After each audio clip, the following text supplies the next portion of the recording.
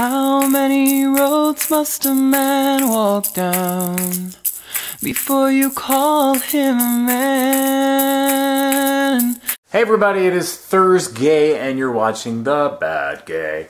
I have to say this has been a pretty hard topic for me this week. I don't mean to make my life sound incredibly difficult or challenging, and I know that, I suffer from first world problems. It's really hard not to be egocentric on a topic like this, and frankly, my life is incredibly frustrating. I feel like as long as I can remember, I've always struggled to do the right thing and be very utilitarian and do the greatest amount of good for the greatest number of people.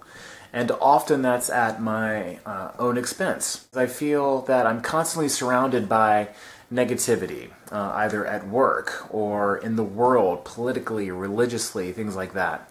As far as work, I feel that every one step I take forward leads, 3 backwards.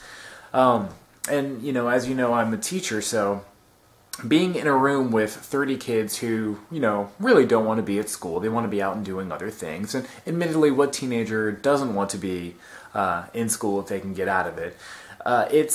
It's very draining energy-wise because you're constantly on stage. You have to keep them motivated and interested, especially when they're not interested. And to prove to 30 different people at a time why what you're trying to cover is relevant and useful to their life when they already think it's not, it's just a challenge. And I'm not really complaining, I guess. I mean, that's the nature of my work. But it's very draining because I actually really am incredibly antisocial. I never go to bars and clubs. I never go out. I never go to parties. People exhaust me. They drain all my energy out of me. And people find that very surprising because they say, well, you're a teacher. You're in front of people all day. You do theater. You're in front of people all day. And yes, I am, but those are very controlled circumstances. And it's also work. It's what I do.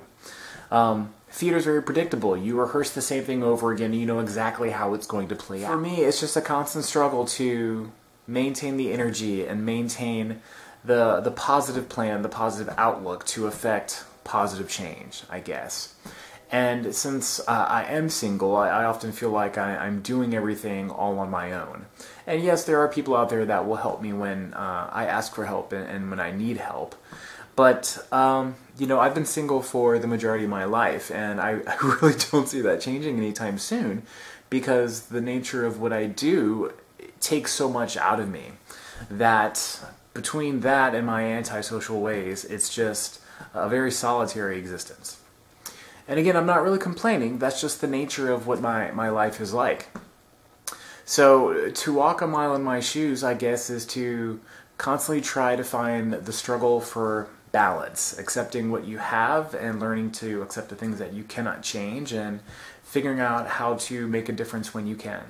It's sort of like the tattoo I have, but my tattoo represents, at least my second one, represents duality. And I felt that was very symbolic of my life and the phase that I have been and will likely be in for a good while until something major happens that makes it change. I don't know. I really don't know what else to say. For those of you that feel like you're trapped or feel like you're going to be overwhelmed or that everything is against you, don't give up. You got to learn to appreciate the little things. You have to learn to appreciate those little moments and those small victories because they are worth it. And for every one person that actually takes the time to say thank you or I appreciate it or you made a difference, there's a great deal more people who haven't said it but do mean it and do feel it. Anyway, check out Paul tomorrow and check out all the rest of the folks on GBC. Don't walk away. Don't say goodbye. Don't say